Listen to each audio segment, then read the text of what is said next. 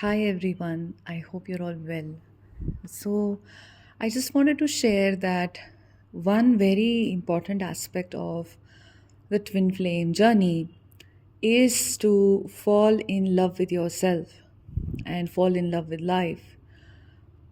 And that may not be very easy because of the shadows that rest in us that made life feel very difficult or burdened or full of a sense of, attachment to many things, to certain outcomes, as well as sometimes too many responsibilities that we carried for everyone around us or for life to go a certain way, fixed plans and fixed goals and comparisons, and sometimes feeling like we are not worthy enough, feeling like we have to prove ourselves to even become happy, to even become worthy. So, when the ego collapse actually happens, and when you facilitate it by being aware of it, by allowing your patterns to be seen, to be acknowledged, by allowing the pain to emerge, what awaits you is a certain sense of inner freedom, inner expansiveness, as well as a place where you learn that you are enough and life is good with just yourself. You don't really need another person to be happy.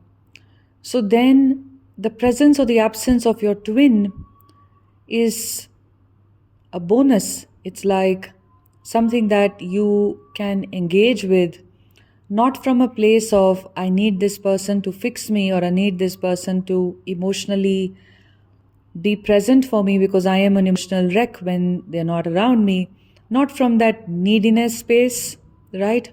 Nor from a space of any form of a codependency that is not just about your twin flame. Sometimes we think that the twin flame journey is just about the twin flame, but it is a spiritual awakening journey. So it is so much more than just about the presence or the absence or the divine masculine, counterpart and all of that. It becomes a spiritual awakening is awakening to your multidimensional self. It means that going through an ego collapse is necessary. It involves, a certain release of the past pain which allows freedom. It means that a certain revisiting of all your relationships as well as dropping all codependencies on all relationships in your family, in your friend group. It may mean at the outset, it may look like a loss of friendship, maybe a loss of, you know, a certain work style, a certain type of a career field or a career area. But it also just means an activation of doing something which is aligned with you, or having relationships with a certain amount of consciousness present in you, not out of a codependent state, not out of a state where you're seeking validation, but you are consciously choosing to what extent you wish to engage and to what extent you don't wish to engage. This is a natural outcome of the healing, that takes place when you are awakened in the journey, and when you go through the dark night of the soul very thoroughly, your soul becomes unburdened and it starts to really live from this space within you. And maybe many of you are feeling this right now as well.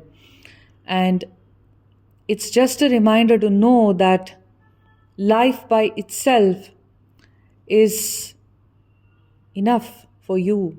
And you don't need too many things to be added to life to feel good about life.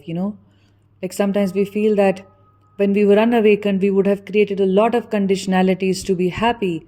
That only if I have this will I be happy, if I meet that goal, I'll be happier. And this is how people in the unawakened states in the matrix go about.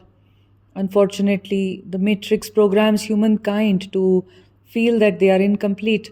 Living from the ego consciousness itself is a state of incompletion because the ego is always going to believe that it lacks something.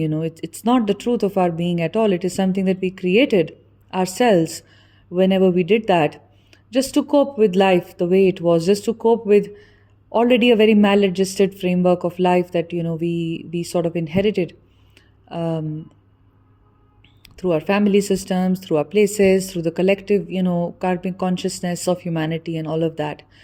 So once this ego starts to die and you start to wake up from this collective unconsciousness, there is a certain freedom that awaits you. And it is a type of a freedom which gives you a lot of independence and a lot of sovereignty. And there is no space for codependency. Now, there is no space for having a need for your divine masculine, which is a very, very important thing. It's like literally a threshold that you're crossing, right? Which leads to the awakening of the divine masculine, it leads to union, it leads to higher states of experience, in our own consciousness, simply because this state restores you back to your inner independence. It restores you to the truth of your soul. Inner independence is the truth of our soul. The soul is free, right? The highest, for instance, in the spiritual traditions, has always been liberation, mukti. So how does the soul get liberated from the cycles of birth and death? This exactly becomes the process and exactly becomes the desire, the only desire of a spiritual seeker. A spiritual seeker removes all desires other than the one that I want to get liberated. So anyway, liberation, it is always going to happen in certain phases. It's always going to happen as a process where you will keep dropping certain limitations, certain restrictions, certain types of pain from the past, that did not allow you to see life or did not allow you to meet life the way you wanted to, or always created a sense of sadness or pain or anger or grief that acted as a lens through which you may have unconsciously seen life or life's events, or created a certain space of codependence that I need this person or I need this relationship. So we were always controlled by the reactions of other people or the validation of other people. That if I'm not validated here, if this one doesn't like me, then I can't be happy. So all of us have our own personal traumas and personal experiences that formed this, kind of an egoic lens through which we were looking at life.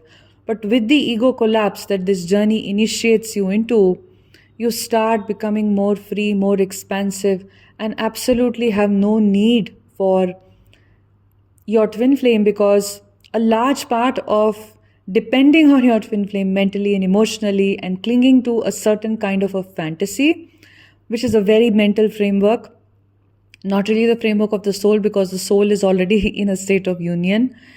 It was happening so that life could feel hopeful, so that it could feel as if the pain that you're experiencing will have an end, right?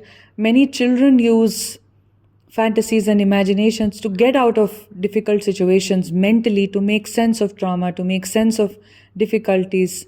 Children create limerent fantasies, or they create these goals like, okay, life will get better once, I don't know if you've seen it in movies or many of you may have experienced it yourself. Like, life was so hard as a child that I just thought I will study so that I can get out of the house, and the only way out for me was to work hard, to become successful.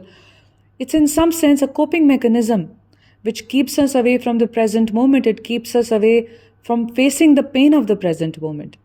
To anchor in the consciousness of living in the now moment needs a lot of courage, because the now moment can be an extremely painful moment if there is pain present, and sometimes even in the journey, when you're learning to live in the present moment, when you're becoming okay, when your ego is quietening down and it's not trying to pull you into future or the past and all of that, and you're learning to just embody yourself in the now moment, sometimes you're faced with pain.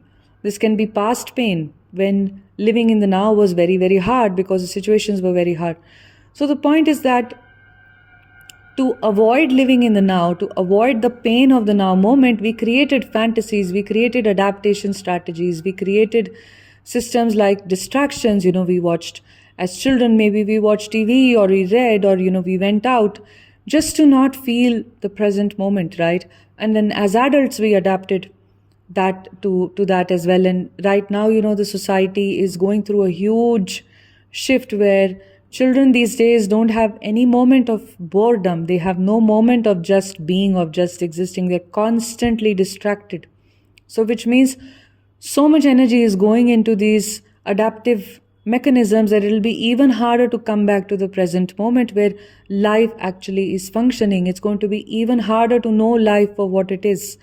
But as those who are going through this awakening journey, you are learning now to come back to the now moment. You're learning to fall back in love with life and not to see life just from the lens of the pain that you experience. It may be horrendous pain perhaps that you experienced, but as the weight of that pain goes down, as you allow that pain and you purify, the consciousness purifies itself, you now become much more in sync with life, much more accepting of the events of life, much more able to go with the flow of life, much more able to see that I was always complete the way I was, as a divine feminine, as a human, as a person, as any other identity that you wish to relate to life with, or no identity at all is also fine.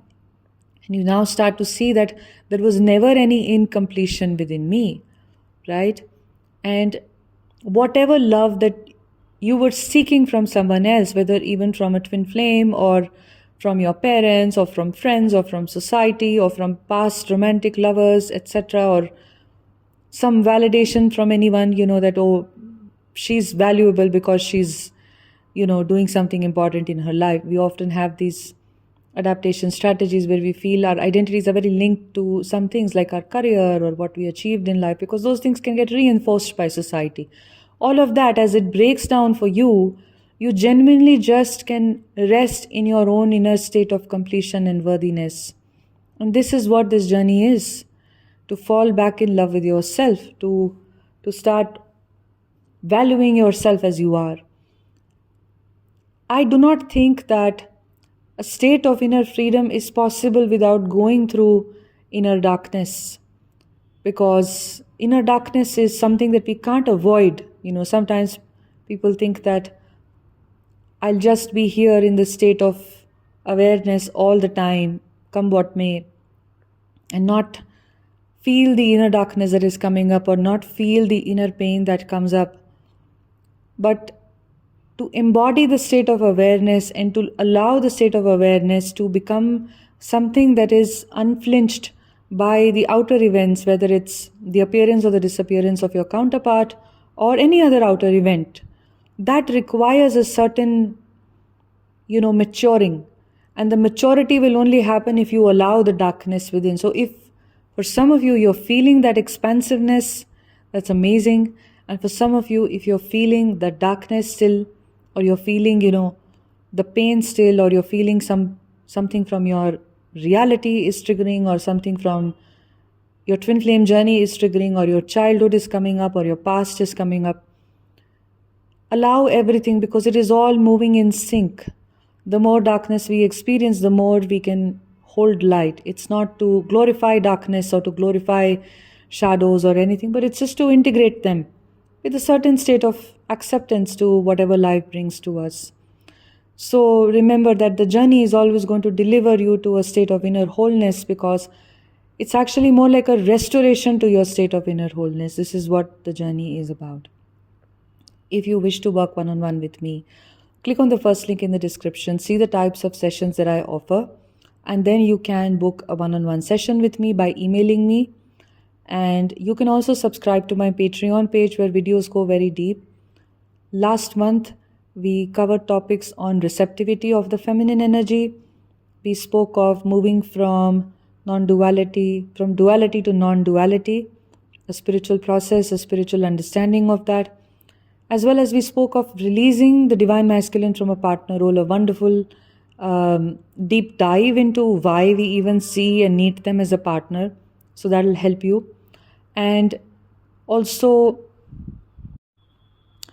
I spoke about resistance in the divine feminine energy to the flow, to higher energies, to the masculine energy, to life. So you can listen to that as well. There are 2 tiers at which I post. If you go to my Patreon page by clicking on the second link, all the information will be there. And you can also individually access a single post if you wish to. I'm sending you a lot of love. Take care.